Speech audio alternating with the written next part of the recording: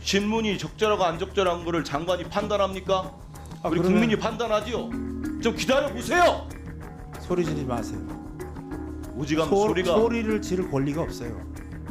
무슨 권리로 소리를 지릅니까?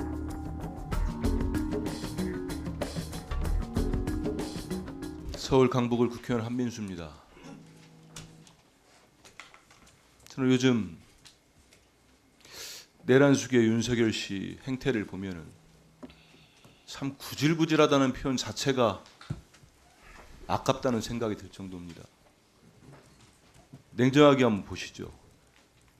일전에 제가 말씀드렸습니다만 왜 저런 행태를 보이고 있겠습니까? 법적 정치적 책임을 회피하지 않겠다. 대국민 다 말을 한 분이 수사에 응하지 않고 이번엔 체포영장을 응하지 않기 위해서 관저에 숨어 있습니다. 그 일선 경호관을 비롯한 공무원들이 무슨 죄를 지었습니까? 대통령 하나 잘못 뽑아가지고 범죄자가 되게 생겼습니다. 자손 대대로 내란에 동조했다는 오명을 쓰게 생겼어요.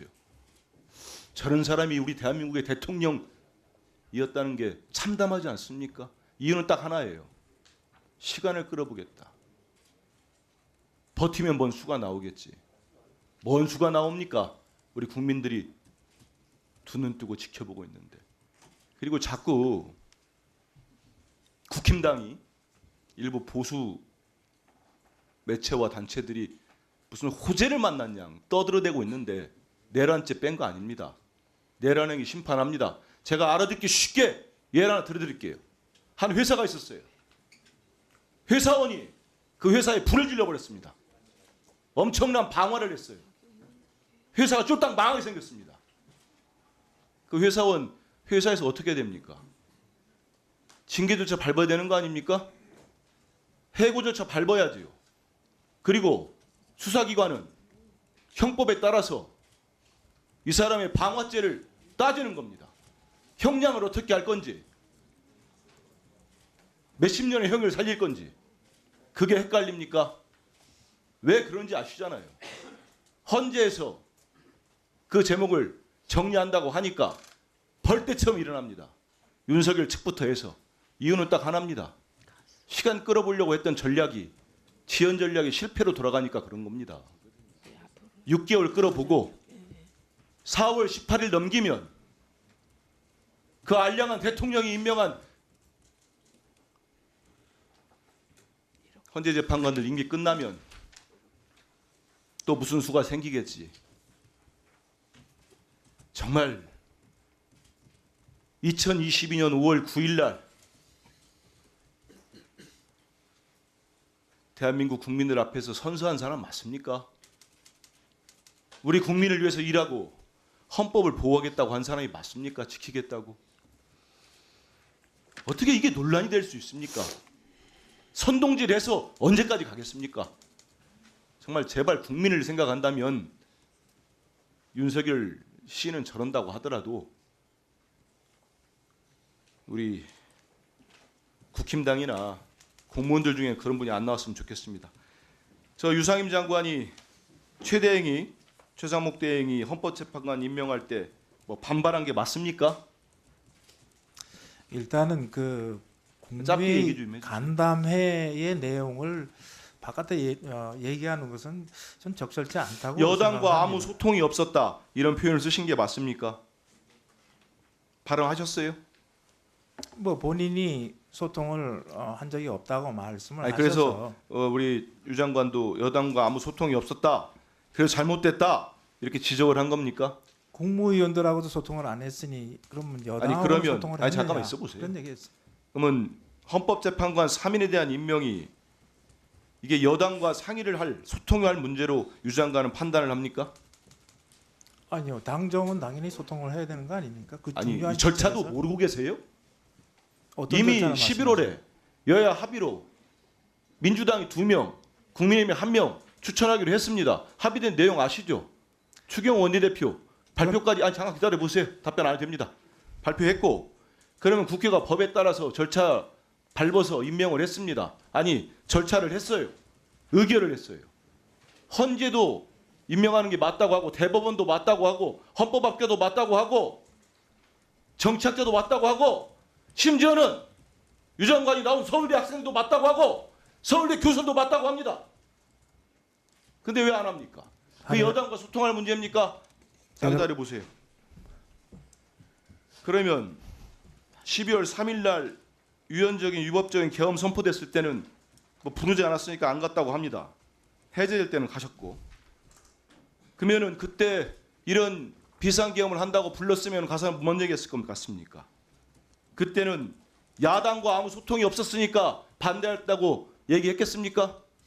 그 얘기했었을 것 같아요. 말씀해 보세요. 그거는. 질문이 쏙 적절하다는 생각이 안 듭니다. 제가 잠깐만요. 대답할 필요는 그 시간 좀 없겠습니다. 멈춰 주십시오. 신문이 적절하고 안 적절한 거를 장관이 판단합니까? 아, 우리 그러면 국민이 판단하지요. 좀 기다려 보세요. 소리 지르지 마세요. 오지간 소리가 소리를 지를 권리가 없어요. 무슨 권리로 소리를 지릅니까? 다시 그러면 차분하게 물어보지요. 12월 3일 날 자, 돌리세요. 비상계엄과 위헌적인 계엄이 선포된다고 윤석열 씨가 장관들 불러놓고 얘기할 때 유 장관한테 말을 하고 있을 때 그럼 유 장관은 야당하고 소통이 없었으니까 이런 계엄을 하면 안 됩니다. 이렇게 얘기할 자신 있었습니까? 아니면 돌이켜보면 불렀으면은 그 얘기를 했었을 것 같습니까? 이게 부적절한 질입니까? 그러니까 지금 질의하시는 내용이 제가 아니, 그때 그러니까 이게 어떤 생각을 부적절합니까? 했느냐를 여쭙는 아니 거예요. 제가 왜 물어보냐면 제 얘기도 장관께서 들어보세요. 헌법재판관 최상목 대행이 임명했을 때 이 간담회에서 여당과 아무 소통이 없었으니까 적절하지 않다고 반발을 하셨다면서요. 이 같은 논리라면은 내가 물어볼 수 있는 거 아닙니까? 제가 얘기를 할 기회를 주셔야죠. 얘기해 보세요. 그거를 뭐 반발이라면 반발이고 제 의사 표현이잖아요. 그걸 그러니까요. 반발이라고 아니 얘기하세요. 그러니까 비상계엄 때도 똑같은 얘기를 했었을 것 같냐고 묻는 거 아닙니까? 왜 그 가정을 해서 거기에 질의에 자, 답을 그러면 요구하는지 가정이요? 그럼 다시 저 있는 걸로 하시죠. 그러면 지금 유상임 1분 더 장관은 드리세요. 1분. 지금 윤석열 씨가 지금 체포영장에 법원이 정당하게 발부한 체포영장에 불응하여 경호처 경호관들 뒤에 숨어서 계속 응하지 않고 이거는 정당하다고 봅니까? 아까 말씀을 드렸습니다. 이 상황은 어쨌든 지금 정당한지 안 정당한지에 대한 의견 한번 주십시오. 거기에 대해서는 제가 언급하지 않겠습니다. 그렇게 선택적으로 제가 목소리를 높인 거에 대한 지적을 하기 전에 일국의 장관이라면 거기에 대한 여기에 대해서 헌법재판관 임명에 대해 이렇게 당당하게 의견을 낼 정도라면 이런 거에 대해서도 의견을 내야 됩니다. 국무위원이시기 때문에 내 목소리 톤이 높아지는 거에 대해서 지적을 하시기 전에 대한민국의 국무위원으로서 좀 당당해지십시오. 법과 국민과 역사 앞에서요. 제가 이 얘기도 하나 물어보겠습니다. 그 임명되기 전에 한 20여 년간 서울대 교수로 재직하셨죠. 서울대 학생들이 시국선언문 보신 적 있습니까? 한 대목만 읽어드리겠습니다. 윤석열의 비상계엄 선포에 대해서 이렇게 얘기합니다. 대한민국의 자유민주적 헌정 질서를 짓밟는 행위 분명하고 한 10초만 더 1분 드렸죠. 1분 더 드렸습니다. 네. 대한민국의 자유민주적 이분이 들어오지 않은 것 같습니다. 1분 더 드렸어요, 이미. 이미 드렸. 1분 드렸죠. 예. 알겠습니다. 그러면 이건 제가 그냥 육성으로 읽겠습니다. 서울대 제자들이 한 얘기니까 좀 들어보십시오. 윤석열의 비상계엄 선포는 대한민국의 자유민주적 헌정질서를 짓밟는 행위 분명하며 정파적 갈등을 떠나 국민의 대의기관인 국회를 종북 반국가 세력으로 전락시키고 국가기관의 의결을 교란으로 일축하는 부당한 처사다. 네. 이정헌. 그렇지 않게 네. 행동했으면 좋겠습니다. 장관직에 계신 동안. 예, 장관께서는 의원님들의 질의에 대해서 답변하시면 됩니다. 질의의 적절성 여부를 따질 수 있는 자리가 아닙니다.